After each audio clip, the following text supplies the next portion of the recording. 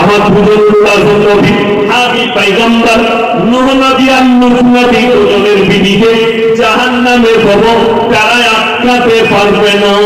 কিয়ামতের দিনে তারা দাঁড়িয়ে থাকবে, দুজন নবীর বিবি জাহান্নামে যাবে। হে আমার মায়েরা, বোনেরা, ভাইরা, এরপরে বিশ্বাস করো আমাদের মতো ভুটামলবিরা কেমন করে জান্নাতে নিয়ে যাবে। সবাই করুন আজ থেকে আমার ভূমির উপর ইনশাআল্লাহ আমরা আমল তৈরি করবো। ইয়াসিনের ভরসাই নয়, যারা মনে মনে ভাবেন কিয়ামতের দিনে কোরআন করুন। আমার আল্লাহ বললেন এক জায়গায়, आती दिन यौमल क़ियामती फरदा, जबकि तुम क़यामत के दिन हमारे सामने आओगे, अकेले अकेले आओगे, तुम्हारे साथ कोई नहीं। अब आरेकटू आगे चलুন, সূরা লুকমান শেষ পৃষ্ঠা শেষ রূপু, ইয়া আইয়ুহান নাসু তাকু রাব্বাকুম ওয়াখশাউ ইয়াওমান লা ইয়াজজি ওয়ালিদুন আন ওয়ালাদিহি ওয়ালা মাওলুদুন হুয়া জাযিন আন ওয়ালিদিহি শাইয়্যা। হে আমার বিশ্বনবী, পৃথিবীর মানুষকে বলে দাও কিয়ামতের দিনকে তোমরা ভয় করো, যেদিনে বাপ বেটার কোনো উপকারে আসবে না, বেটা বাপের কোনো উপকারে আসবে না, কেউ কারোর জন্য এতটুকু উপকার করতে পারবে না। তাই সবাই নিয়ত করে নেন, আমরা নিজের জন্য কিছু করে যাব। কিয়ামতের দিনে আল্লাহর সামনে হাজিরি দিতে হবে। আমার ভাইয়েরা, আমার মায়েরা, বোনেরা, সবাই নিয়ত করে নেন, আজ থেকে জিন্দেগিতে আমরা আল্লাহ ছাড়া অপরকে মাবুদ হিসাবে নিযুক্ত করব না। তাদেরকে বলে দাও, আমার আল্লাহ অপর জায়গায় বললেন, যারা আল্লাহ ছাড়া গাছের তলায় ভালো মন্দ চাই, আল্লাহ ছাড়া অপরের কাছে ভালো মন্দ চাই, তাদের সম্পর্কে আমার আল্লাহ উদ্দেশ্য করে বললেন 17 পারা পৃষ্ঠা শেষ রূপু, ইয়া আইয়ুহান নাসু যুরিবা মাতাল ফাসতামিউ লাহু ইন্নাল্লাযীনা তাদউনা মিন দুনিল্লাহি লা ইয়াখলুকু যুবাবান ওয়া লা ইয়াজতামিউ লাহু ওয়া ইয়াসলুবুহুম যুবাবুন শাইআন লা ইস্তানকিবুহু মিন। হে আমার বিশ্বনবী, আপনি বলুন, তোমরা যাদের কাছে ভালো মন্দ চাইছো, যাদেরকে ভালো মন্দের মালিক মনে করছো, তাদেরকে জিজ্ঞেস করে নাও, তারা একটা মাছি পর্যন্ত সৃষ্টি করতে পারে না। মাছি সৃষ্টি তো দূরের কথা, তাদের কাছ থেকে মাছি যদি কোনো জিনিস ছিনিয়ে নিয়ে যায়, সেটা তাদের কাছ থেকে উদ্ধার করার মতো ক্ষমতা নেই। তাদেরকে বলো, তোমরা কি মাছি সৃষ্টি করতে পারো? তারা একটা মাছি সৃষ্টি করতে পারে না, ওটা তো দূর। তারা মাছি যদি তাদের প্লেট থেকে, খাবার থেকে কোনো জিনিস ছিনিয়ে নিয়ে যায়, সেটা উদ্ধার করার মতো ক্ষমতাও তাদের নেই। তোমরা তাদেরকে মাবুদ হিসাবে কি করে মানছো? একটা দেখা গাছের নিচে মানুষ দুটো ঘোড়া রেখে, জটা ভরা চুল, চাদর টাঙিয়ে সে মানুষকে আহ্বান করছে ভালো কাজের দিকে, সব মাজার টান মারে। মানুষ যাদিকে বলে বলে কিছু পাবো বলে তাদের কাছে যায়, জোরে বলুন নাউজুবিল্লাহ। আমার কষ্ট অন্য কিছু ছোট। আমাদের দেশে দুটো জিনিস খুব মশহুর, কোথায়? ভারতবর্ষে। একটা হচ্ছে বলে যতগুলো বাপ আছে, বাপগুলো আমাদের, বাপগুলো কাদের? আমাদের। মধ্যম বাবা, খেপা বাবা, আচমক বাবা, কাকা বাবা, অমুক বাবা, সব বাবাগুলো আমাদের। মা গুলো কাদের? অমুসলিম ভাই, মা সরস্বতী, মা দুর্গা, মা, সব মা গুলো হবে, বাপগুলো আমাদের। এটা হচ্ছে দুঃখ। আমরা কিন্তু আল্লাহকে চিনতে পারলাম না, যে জাত আমাকে সৃষ্টি করেছে। আল্লাহর কসম, ঝড় দিলে যে গাছটা ভেঙে যাবে, ঝড় দিলে গাছ ভাঙে না? ভাঙে না। তোমার ওই টাকা গাছ ভেঙে পড়ে যাবে, জানবে তাহলে এর মালিক আর কেউ আছে। তার কাছে চাইলে বেশি পাওয়া যাবে না? বেশি পাওয়া যাবে। তুমি যে কবরে চাইছো, সেই কবরকে বাদ দিয়ে সেই কবরের যে মালিক, তার কাছে চাও, আরো বেশি পাওয়া যাবে। যাবে না? যাবে না।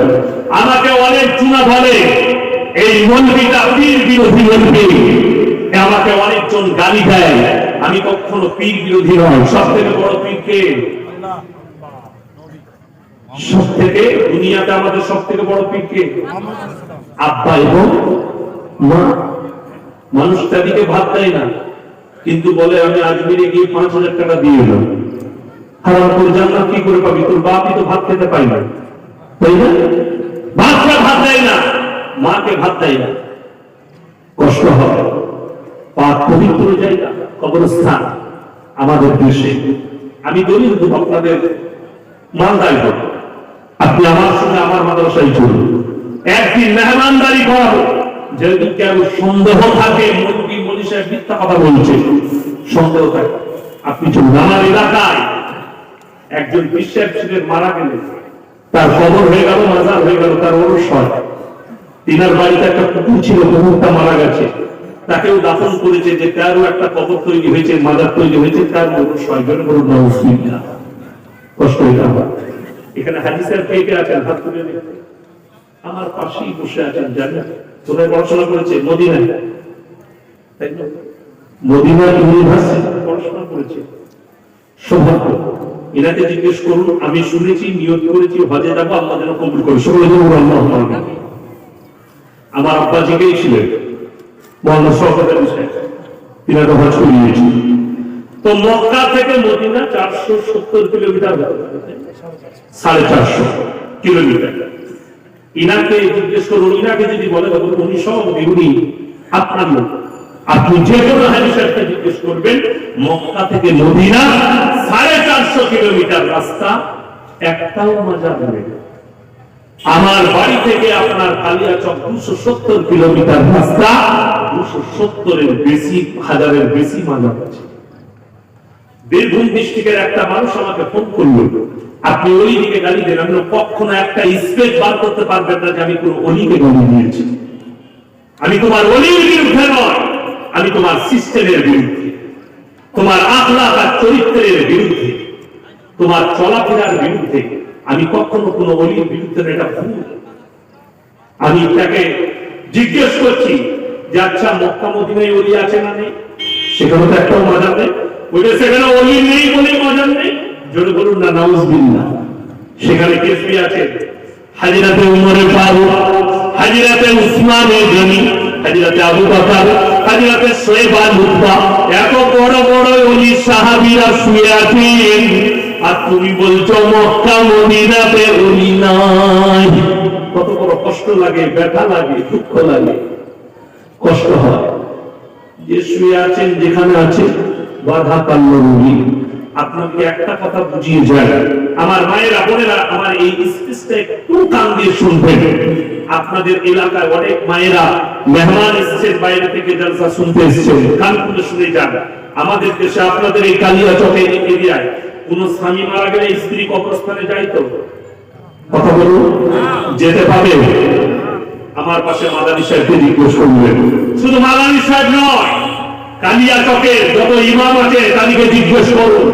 আপনি আপনার পছন্দ মতো বলবিকে জিজ্ঞেস করুন, স্বামী মারা গেলে কি স্ত্রী কবরস্থানে যেতে পাবে? বাপ মরে গেলে কি বিধি যেতে পাবে? যেতে পাবে না। কিন্তু ইয়াসিন মারা গেছে আমার কবরে, আপনার বিবি কি করে যেতে পারবে? বিবেককে জিজ্ঞেস করুন। আমি কারো কোনো মায়ের মাজারে যাওয়া বন্ধ করতে আসিনি, কোন জায়গায়। আমি খালি বুঝাতে এসেছি, যদি স্বামীর কবরে না যেতে পারে, ইয়াসিন বলবি মারা গেছে আমার কবরে, তোমার স্ত্রী কি করে যেতে পারবে? আমি একজন পাল পুরুষ। শুধু এটাই নয়, কবরে যদি চাদর চড়ানো জায়েজ হতো, আমার রাসূলের কবরটা তোমার মতো প্যানার চাদর নয়, হিরেমতি মুক্ত চাদরে আসমান পর্যন্ত ঢেকে যেত, ঠিক কিনা? আমার নবীর কবরে জায়েজ নেই, পৃথিবীর আর কোন মন্দিরুল্লাহ ফকিরের জন্য জায়েজ হতে পারে না। বড় কষ্ট লাগে আমাদের, ব্যথা হয় আমার। এই জন্যই কোরআনে আছে, অনেকজন বলে আর নবীকে ভালোবাসে না। সকলে বলুন না সাল্লাল্লাহু আলাইহি ওয়াসাল্লাম। এটা কি? এটা কি দরুদ? ও আল্লাহ, তুমি রাসূলের উপরে রহমত বর্ষিত করো। কিন্তু বড় কষ্ট হয়, দুঃখ হয়, কোথায় জানেন? গালি দেয়, বলে যে এরা নবীজিকে ভালোবাসে না। আমি আপনাদেরকে শুনিয়ে দিই, আমরা মাকে ভালোবাসি না, বাসি না? প্রত্যেকটা ভালোবাসার কিন্তু তবকা আছে, আছে না? স্তম্ভ আছে ভালোবাসা। মায়ের জন্য আমাদের জান কুরবান, সকলের বলুন ইনশাআল্লাহ। মায়ের জন্য কেউ কথা বলে বরদাস্ত করবো না। আমার মায়ের জন্য কেউ যদি কিছু বলে আমি মেনে নিতে পারবো না। এটা মায়ের ভালোবাসা। আর বিবিকে ভালোবাসি না, বাসি না, সকলে বাসবেন, জোরে বলুন ইনশাআল্লাহ। বউকে ভালোবাসবেন তো? সকলে বলুন ইনশাআল্লাহ। কেউ যদি নিজের বউকে বলে তোমাকে এত ভালোবাসি, মা বলতে মন যাচ্ছে বউ ঝাঁটা করে মারবেন, কথা বুঝবেন না? যার পুরোটা আমাকে মা বলবি ভালোবেসে। বিবির ভালোবাসা কি? বিবি হচ্ছে অর্ধাঙ্গিনী, বিবি হচ্ছে আমার রাতের জননী, আমার প্রেমিকা, আমার বিছানার সাথী। বিবিকে মা বললে গোলমাল হবে, বিবিকে মা বলা যাবে না। আমার ভাইয়ের, আমার মায়েরা বোনেরা, ওই রকম আল্লাহ এবং রাসূলের মধ্যে আসমান আর জমিনের পার্থক্য আছে ভালোবাসার। আমার নবীর জন্য আমার জান কুরবান, আমার নবীর হাদিস মোতাবেক চলবো, আল্লাহ রাসূলের আখলাক মোতাবেক চলবো। কিন্তু যখন ইবাদত হবে, রাজা বান্দাগি হবে, পার্সোনাল প্রপার্টি, আমার আল্লাহ ছাড়া কারোর জন্য নামবে না। আল্লাহর ভালোবাসা ইবাদত কার হবে? সকলে জন্য বলুন আল্লাহ। এই জন্য আবার আল্লাহ রাব্বুল আলামিন সূরা কাহাফ একদম শেষ পৃষ্ঠা শেষ আয়াতের মধ্যে বলেছেন, হে আমার বিশ্বনবী বলেন, কুল ইন্নামা আনা বাশারুম মিথলুকুম ইউহা ইলাইয়া আন্নামা ইলাহুকুম ইলাহুন ওয়াহিদ। হে আমার বিশ্বনবী বলেন, আমি তোমাদের মতোই একজন মানুষ। কে বললেন? নবীকে বলা পারে না আমার আল্লাহ। আমি একটা আমার ড্রাইভার দেখাচ্ছিল, বাংলাদেশের একজন কোন ভণ্ড মৌলবি বলেছে এই আয়াতটা শুধু বেঈমান কাফেরদের জন্য না, গোটা পৃথিবীর মানুষের জন্য হিদায়াত স্বরূপ কোরআনকে পাঠানো হয়েছে। নসিহত যেন আমার নবীর সঙ্গে আমাকে কেউ তুলনা করে না বসে, পৃথিবীর মানুষ যেন শিরক না করে, আমার নবীকে যেন আমার আসনে না বস করিয়ে দেয়। ওই জন্য আমার আল্লাহ রাব্বুল আলামিন নবীজির দ্বারাই কথাটা বলাবেন, কুল ইন্নামা আনা বাশারুম মিসলুকুম ইউহা ইলাইয়া আন্নামা ইলাহুকুম ইলাহুন ওয়াহিদ। হে আমার বিশ্বনবী বলো, আমি তোমাদের মতোই একজন মানুষ, তোমরাও যার ইবাদত করো আমি তার ইবাদত করি। তোমরা যার কাছে ভালো মন্দ চাও, আমিও সে রব্বুল আলামিনের কাছে চাই। আমার কাছে পার্থক্য শুধু আমার কাছে ওহী আসে, তোমাদের কাছে আসে না। আমাকে আল্লাহ বিশেষ মর্যাদা দিয়েছেন, তোমাদেরকে সেটা দেয়নি। তোমরাই আল্লাহর সঙ্গে কেউ কি শরীক করো না। আবার আল্লাহ রাব্বুল আলামিন পরিচয় করেছেন, ইন্নাশ শিরকা লাযুলমুন আযীম। আমার বিশ্বনবী বলেন, পৃথিবীতে যদি তোমরা গুনাহ করো, আমি আল্লাহ রাব্বুল আলামিন ইচ্ছা করলে গুনাহ মাফ করতে পারি। কিন্তু শুনে নাও, কেউ যদি জেনে বুঝে আমার সঙ্গে শিরক করে, আমি সে গুনাহ কোনোদিন ক্ষমা করব না। জেনে বুঝে জিদ করে করে আমরা করব, কি হয়েছে আমরা এটাই করব, কি হয়েছে বড় কষ্ট হয় জানেন। এটা করব বললে আজকে অবাক লাগে, মানুষ গাঁজা খায় কি মনে করে? নেকির কাজ মনে করে। মানুষ বাউল দুষ্ট। মুর্শিদাবাদে এক জায়গায় আমি এই ফকিরদের জন্য বলেছিলাম, বাউল দুষ্টমদের জন্য, মাইপদের জন্য আমার বাড়ির লুকিং গ্লাস ভেঙে দিয়েছে। আমি দোয়া করেছি, আমি এসে দেখছি ড্রাইভার বললে যে একটা ফকির এসে গাড়ির লুকিং গ্লাসটা ভেঙে দিয়ে চলে গেল, তাকে হিদায়াত দে। আমি হাসতে হাসতে চলে এলাম। তারা বললে ওই সাহেবটাকে খুঁজবো। আমি বললাম না, খবরদার না, তোমরা চলে যাওয়ার পর তার গায়ে হাত দাও না, তার লাগে খালি একটা দোয়া করবে, আল্লাহ তাকে হিদায়াত দাও। সে গাঁজা খাওয়া অবস্থায় ভেঙেছে, সে মদ খাওয়া অবস্থায় ভেঙেছে, সে হারাখোর, সে মাতাল। তার জন্য আমি দোয়া করি, আল্লাহ তুমি তাকে হিদায়াত দাও। আজকের যুগের কিছু মানুষ বলে আমরা মারিফত পেয়েছি, নামাজ মাফ হয়ে গেছে। জিজ্ঞেস করুন, হাদিস শরীফে আছে আমার নবীজি শেষ জিন্দেগির শেষ ওয়াক্তের নামাজ দুজন সাহাবীর কাঁধে হাত রেখে পা দুটো ছেঁচুড়ে দিয়ে মসজিদে নববীতে দাঁড় করিয়েছেন। নবীজি নামাজ আদায় করেছেন, আল্লাহ রাসূলের নামাজ মাফ হয়নি। আপনি বলছেন মারিফত পেয়েছি, আমার নামাজ মাফ হয়েছে। একে ছাঁটা জুতো মারুন সমাজের মধ্যে থেকে, আর সমাজকে ধোঁকা দিচ্ছে। নামাজ হার হালতে সবাই করবো, জোরে করুন ইনশাআল্লাহ। আমার যুবক ভাইরা আজকে অবাক লাগে জানেন, মুসলমানদের যুবক, আমরা এই মৌলবি কটাকে দেখছেন, আমার পাশে বসে আছে সভাপতি সাহেব, শেখ সাহেব, আমার সৌভাগ্য, ইনাদের জুতো সোজা করতে হবে আমাকে, আল্লাহ আমাকে কোনো ইলম থেকে বলা তৌফিক দিয়েছে বলে দিচ্ছি, ইনাদের জুতো সোজা করতে হবে। শুনে রেখে দেন, এই মানুষটা দাঁড়িয়ে আর পোশাক, এই মানুষটা দাঁড়িয়ে আর পোশাক আমাদের যুবক দিকে ভালো লাগে না। দাঁড়িয়ে রাখলে কি হবে? আমাদের যুবকরা কি ভাবে জানেন? মৌলবীর কথা শুনে দাঁড়িয়ে রাখবে, আমার ও আর আমার দিকে তাকাবে না। আমার ও মানে বুঝতে পেরেছে, এই যুবকরা বুঝতে পেরেছে, আমার ও মানে আমার প্রেমিক, আমার দিকে আর তাকাবে না। দাঁড়িয়ে রাখলে আমি টুপি লাগালে আমার দিকে তাকাবে না। ওই চলতে দেখছেন আমাদের কিছু যুবক এখন কিরকম করলে মেয়েরা তাকাবে, আরে তোমার দিকে তো পাগল তাকাবে।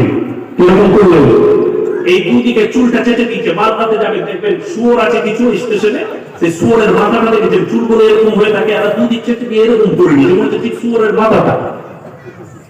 এরপরে নিজেকে মুসলমান, তুমি একটা মৌলবী চুলকে অনুসরণ করতে পারলে না। 1400 বছর আগে আমার নবী বিশ্ব নবী বলে গেলেন চুলটা ছোট রাখো, দাড়িটা বড় রাখো, মোষটা ছোট করো। আমাদের দেশের এখানে যারা শিক্ষিতরা বসে আছেন, আমি বলে যাই কোন মৌলবী কোনদিন কারোর সম্পর্কে সুট পয়েন্টের মানেনি কোন ধর্ম সম্পর্কে। আমি কি বললাম আপনাকে, দেবদেবীর অনুষ্ঠানে যেতে পাবেন না, কিন্তু তার ধর্মকে গালি দিতে আপনি পাবেন না মুসলমান হিসাবে।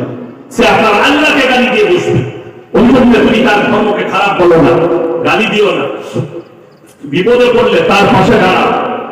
কিন্তু আমাদের দেশে কষ্ট হয় জানেন কি, আমাদের মন্দিরা 1400 বছর আগে আমার আল্লাহ নবী এত সুন্দর আদর্শ দিয়ে গেল, এটা আমাদের যুবকদের পছন্দ হয় না।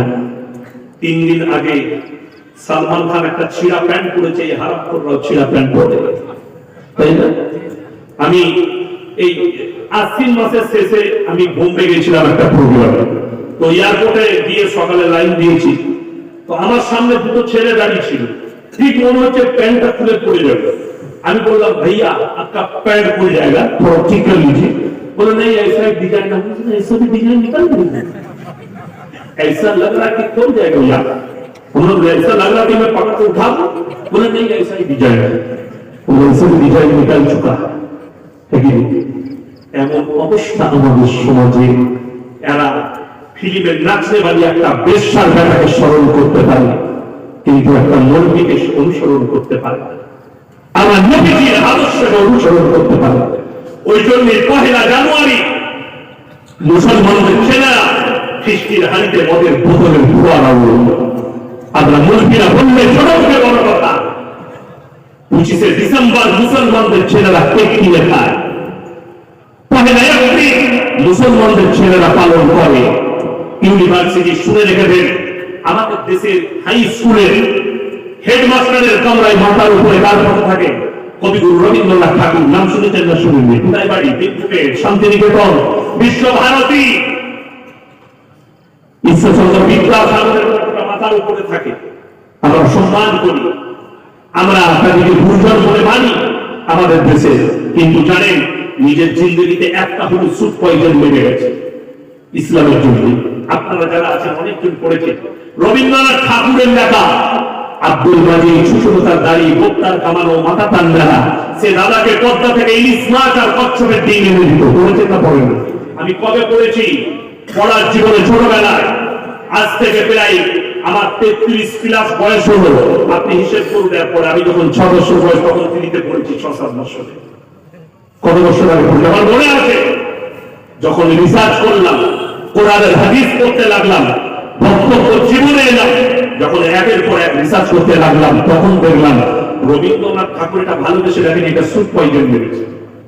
আব্দুল মাজিদ, আব্দুল মানে হচ্ছে আল্লাহর বান্দা, ছুটো তার দাড়িগুলো ছোট ছোট ছোট, বক্তার কামানো, পৃথিবীতে একমাত্র আমার নবীজি বলেছেন ছোট দাড়িগুলো, যেহেতু তোমাদের এই মোষটা পানিতে ডুবেছে, এই পানি পান করাটা হারাম, নবীজি বলেছেন।